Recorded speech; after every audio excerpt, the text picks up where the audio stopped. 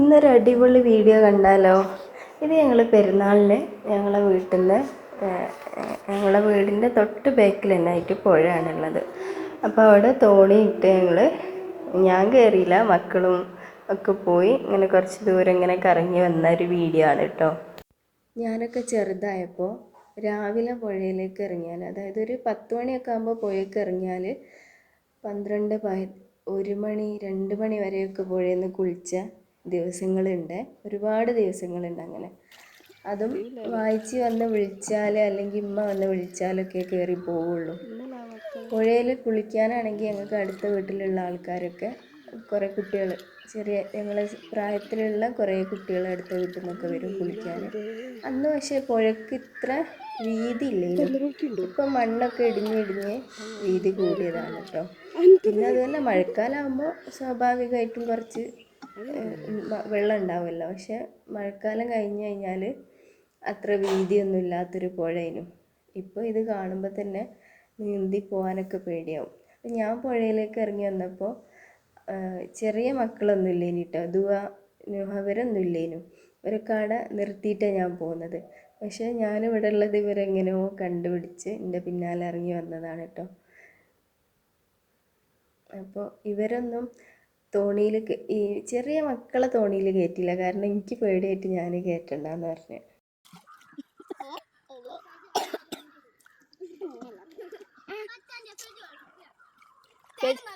ഫെജുവിന്റെ പേടി മാറി.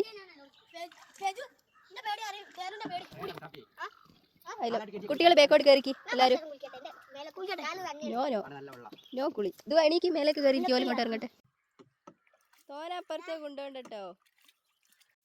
ഈ ഒരു വീഡിയോയിൽ ഇവിടെ സൈഡിലായിട്ട് ഇടത് സൈഡിലൊരു മാവ് കാണുന്നുണ്ടോ? പുഴയിലേക്ക് ഇങ്ങനെ ചാഞ്ഞ് നിൽക്കണേ. അത് ഞങ്ങളെ കുട്ടിക്കാലത്തുള്ള വലിയൊരു ഓർമ്മയാണ് കേട്ടോ. അതായത് ഞങ്ങൾ ചെറുതായപ്പോൾ ഞാനും എൻ്റെ വീട്ടിലുള്ള കൂടപ്പിറപ്പുകളും അടുത്ത വീട്ടിലുള്ള കുട്ടികളൊക്കെ ചെറുതായ സമയത്ത് പുഴയിൽ കുളിക്കാൻ വരുമ്പോൾ ആ മാവിൻ്റെ മേലെ കയറിയിട്ട് മാങ്ങ പറിക്കലുണ്ടേനു. പിന്നെ ആരും കാണാതിരിക്കാൻ വേണ്ടിയിട്ട് വെള്ളത്തിൽ ഇറങ്ങി വന്നിട്ട് കല്ലെടുത്തെറിഞ്ഞ് മാങ്ങ പറിച്ച് നടന്നൊരു കാലം കൂടെ ഉണ്ടായിരുന്നു കേട്ടോ. അപ്പോൾ അതൊക്കെ ഇപ്പോൾ ഓർക്കുമ്പോൾ ഭയങ്കര ഒരു നൊസ്റ്റാൾജിക് ഫീൽ തന്നെയാണ് അല്ലേ. അങ്ങനത്തെ നമ്മളെ ബാല്യകാല കാര്യങ്ങളൊക്കെ ഓർക്കുമ്പോൾ ഭയങ്കര സന്തോഷമല്ലേ. അങ്ങനെയൊക്കെ ആയിനെങ്കിലും ഇപ്പം എൻ്റെ മോന് പുഴയിൽ കുളിക്കാൻ പോട്ടെ എന്ന് ചോദിച്ചാൽ ഞാനൊന്ന് ആലോചിച്ചിട്ടേ വേണ്ടതെന്ന് പറയുള്ളൂ. കാരണം വേറൊന്നുമല്ല, ആഴം നല്ലോണം കൂടി, അതേപോലെ അടിയിലിങ്ങനെ പുഴൻ്റെ സൈഡിലായിട്ട് കരിങ്കല്ലിങ്ങനെ ഇട്ടിട്ടുണ്ട് കുറേ. ഇതെന്തോ അടിയൊഴുക്ക് തടയാൻ വേണ്ടിയിട്ട് അങ്ങനെ എന്തോ ഇട്ടതാണ്. അപ്പോൾ നമുക്ക് ഒരു കാല് നല്ലോണം ചവിട്ടി നിൽക്കാൻ കഴിയില്ല. ഈ കരിങ്കല്ലുമ്മലൊക്കെ ഇങ്ങനെ പൂപ്പലൊക്കെ വന്നിട്ട് ചവിട്ടുമ്പോൾ ഇങ്ങനെ സ്ലിപ്പായി പോകും, അതിൻ്റെ ഉള്ളിൽ കാലിങ്ങനെ കുടുങ്ങിപ്പോവും. അപ്പോൾ അങ്ങനെയൊക്കെ ഉള്ളതുകൊണ്ട് നമുക്ക് പേടിയാണ് മക്കളൊറ്റയ്ക്ക് ഇങ്ങനെ വിടാൻ. വലിയ കുട്ടികളൊക്കെ ഇടയ്ക്കൊക്കെ പോകലുണ്ട്. പക്ഷേ ഞങ്ങൾ പെരുന്നാളിന് പോയപ്പോൾ മോനിങ്ങനെ ആഗ്രഹം പറഞ്ഞപ്പോൾ കുറച്ച് നേരം 1 മണിക്കൂറൊക്കെ ആടുന്ന് ഇങ്ങനെ മക്കളായിട്ട് കുറച്ച് സമയം നിന്ന്. പക്ഷേ ആദ്യത്തെ പോലെ നമുക്ക് അപ്പുറത്തേക്ക് നടന്നു പോകാനോ അങ്ങനെയൊന്നും പറ്റൂല, അത്രയും ആഴം കൂടിയാണ് ഇപ്പോൾ. പിന്നെ അതുമല്ല, ഞങ്ങൾ ആദ്യം ഇറങ്ങുന്ന സ്ഥലം ഈ സ്ഥലത്തല്ലേനു കേട്ടോ ആദ്യം ഇറങ്ങൽ. പക്ഷെ എന്നാലും പൊതുവെ ആഴം കൂടുതലാണെന്നാണ് എനിക്ക് തോന്നുന്നത്. ഞങ്ങളെ വീട്ടിൽ തോണീൻ്റെ എന്തെങ്കിലും കാര്യം പറയുകയാണെന്നുണ്ടെങ്കിൽ ആദ്യം ഞങ്ങൾക്ക് വരുന്ന ഒരു ഓർമ്മയുണ്ട്.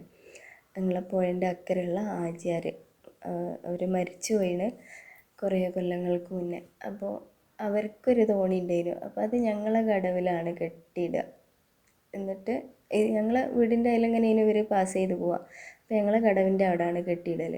എന്നിട്ട് ഇവരവിടുന്ന് തോണി കൊണ്ടുവരുമെന്ന് പറഞ്ഞ് വിളിച്ച് പറയും. അപ്പോൾ ഇവിടുന്ന് ആരെങ്കിലും തോണിയായിട്ട് അങ്ങോട്ട് പോവും. അങ്ങനെയാണ് എൻ്റെ താത്തയും ഒക്കെ തോണി തുഴയാൻ പഠിച്ചതെന്നൊക്കെ പോലും ഇങ്ങനെ പറയലുണ്ട്.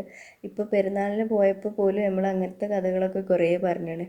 തോണി തുഴഞ്ഞ കഥകളും, തോണി തുഴഞ്ഞിട്ട് താഴെക്കടവിലെത്തിപ്പോയ കഥകളും, തോണി തുഴയുമ്പോൾ ബാലൻസ് കിട്ടാതെ തോണിയിൽ നിന്ന് എടുത്ത് ചാടിയ കഥകളും, അങ്ങനെ ഒരുപാട് കഥകൾ നമുക്ക് ഇങ്ങനത്തെ കാര്യങ്ങളൊക്കെ പറഞ്ഞു തുടങ്ങിയാൽ ഓർത്തെടുക്കാനുണ്ടാവും.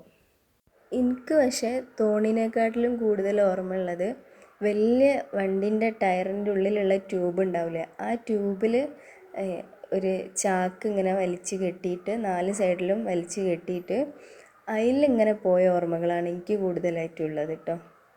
അങ്ങനെ പുഴയായിട്ട് ഒരുപാട് ഓർമ്മകൾ ഉള്ളതുകൊണ്ടായിരിക്കും ഇപ്പം എവിടെ ഇങ്ങനത്തെ നല്ല വെള്ളം കണ്ടാലും എനിക്ക് ഇറങ്ങി കുളിക്കാൻ തോന്നും.